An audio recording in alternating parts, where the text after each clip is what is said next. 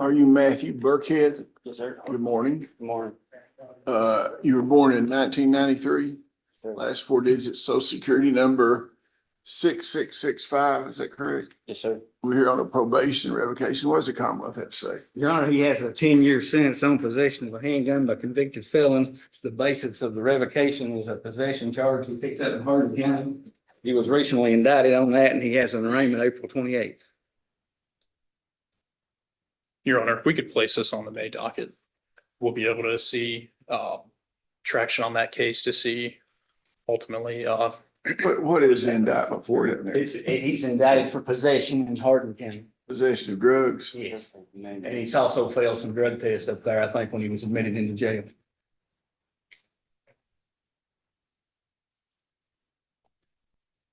Your Honor, so if we could pass this for a May. Well, you want to stipulate or you want to have a hearing on this? Your Honor, I don't believe he wants to stipulate. Well, I'll try to get the officer here by Zoom. Stipulate me. I don't want him to have to drive here from Hardin County. Okay, let's, May 21st. Is there a pin in on him? There's not. Could you get one put it on him? Yes, sir. Because that way the county won't have to pay for it. That's the prisoner identification numbers. He's here on a revocation hearing on a probation thing. I don't want the Monroe County to have to pay for his jail time. Okay, see y'all then. Yes, Your Honor. Claude Kevin.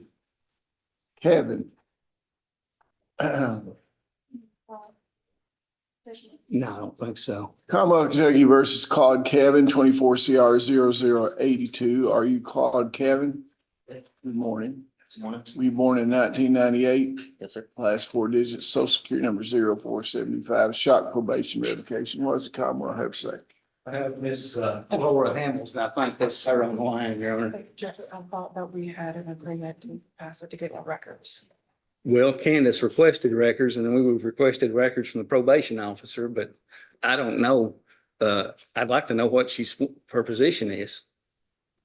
I mean, I'd like to hear what she's got to say, and if the judge wants to grant you more time to get records, I have no problem with it. Okay, let's swear the witness in. You swear the testimony about to give us the truth, the whole truth, and nothing but the truth. I do, Your Honor. You lower your hand and tell us your name. My name is Laura Hamilton with Warren County Probation and Parole. Thank you very much. Mr. Stockton, you may proceed. Yeah, Miss Hamilton, have you been supervising Mr. Caven? I have. And it appears to me that he was supposed to went to Victory Lane Rehab or something like that in January. Is that correct? Yes, sir. He was transported from the Barron County Detention Center to Victory Lane Sober Living in September of last year. Okay. And at some point in time, was he discharged from that program? He was. And for what reason? He failed a drug screen at their facility. Okay. And when did that happen? It happened in, January 16th of this year. Okay. And then was he placed in any other treatment? He moved to a different sober living home. Okay. And did he complete that? Well, that he was still currently in. He didn't complete Victory Lane, what he was court ordered to do. Okay. My understanding from reading your report is that you asked for revocation because he didn't complete IOP at Journey Pure. Did I read it incorrectly? No, it was for the fair to complete IOP and the fair to complete Victory Lane Sober Living. Okay. And has he been enrolled in Journey Pure IOP? No, he's enrolled in Journey Pure OP outpatient counseling. Okay. Is he participating or not? He was, but he was referred by our SSC to complete IOP, which is intensive outpatient programming. Okay. He stepped up from OP. I'm sorry, I didn't mean to interrupt you. When did that occur? Which part? When he was assessed for by the SSC? Yeah, to complete IOP. It was back in December. Okay. Now, my understanding from talking to his attorney was he thought he was just supposed to be doing outpatient instead of intensive outpatient. Is that a valid excuse or not? No, but I'm sorry, let me correct myself. It wasn't in December, it was January. He was referred by the SSC to go to IOP.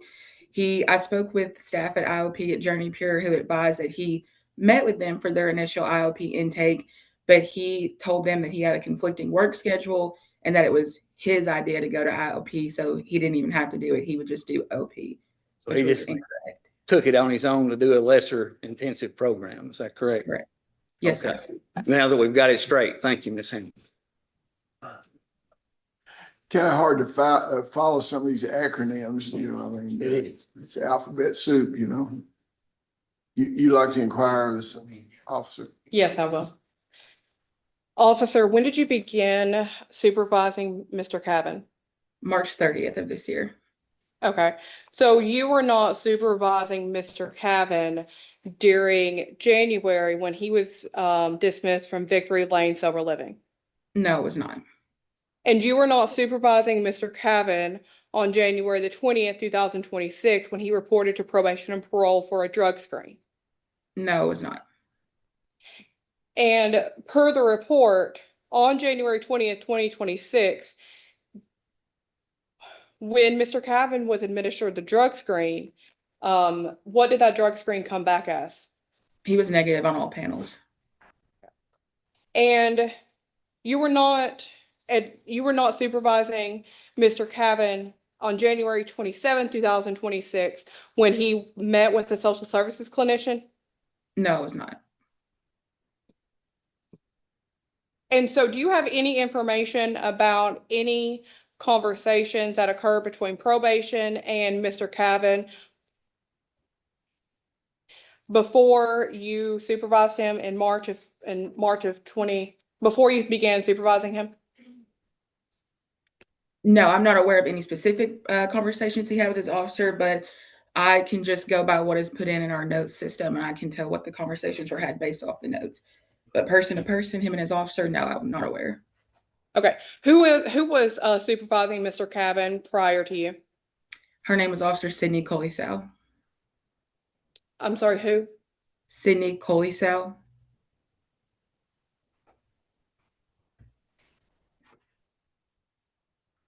And so that would have been the officer that would have been supervising him when the alleged violations in this supervision occurred? Correct, yes.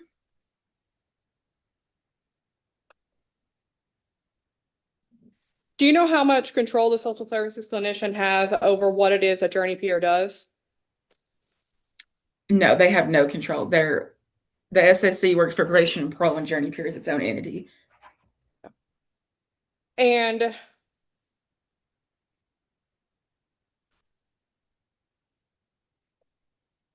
what is the difference between outpatient counseling and intensive outpatient counseling?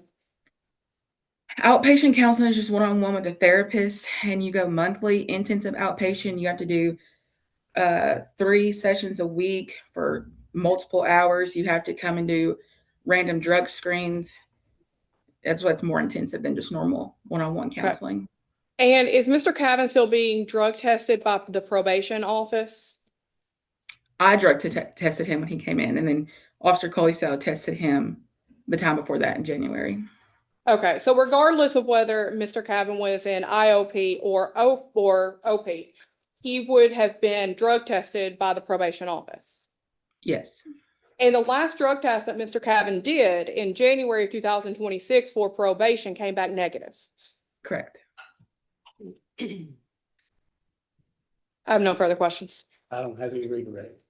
And I don't want to blindside Ms. Brown if she thinks she's got records that explain this, but I don't understand it. Just, I was following your questions, but I wouldn't follow what the conclusion. You would like to make a statement? Yes, Your Honor. One of the reasons that we had wanted to get records on Mr. Cavan is due to the discrepancy of the inpatient versus the outpatient at Journey Pure, and to see what records it is that Journey Pure themselves have, and if the information that was provided for probation is in fact what it is that happened. Tell me in just a short English what you think. I'm not following you. I understand that you think there's some discrepancies, but what, do you think he's been compliant? Judge, our argument would be that he has been compliant, or in the alternative that he has been putting forth the effort in the program that he was doing. And I don't know specifically what Journey Pure's records show, but I am concerned about any confusion that may have occurred with the with what Journey Pure was informed and by who.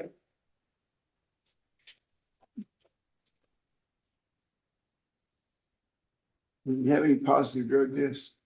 He had, the reason he was removed from Victory Lanes because he had a positive drug test in January. I think that's what led to them wanting to put him in the intensive outpatient.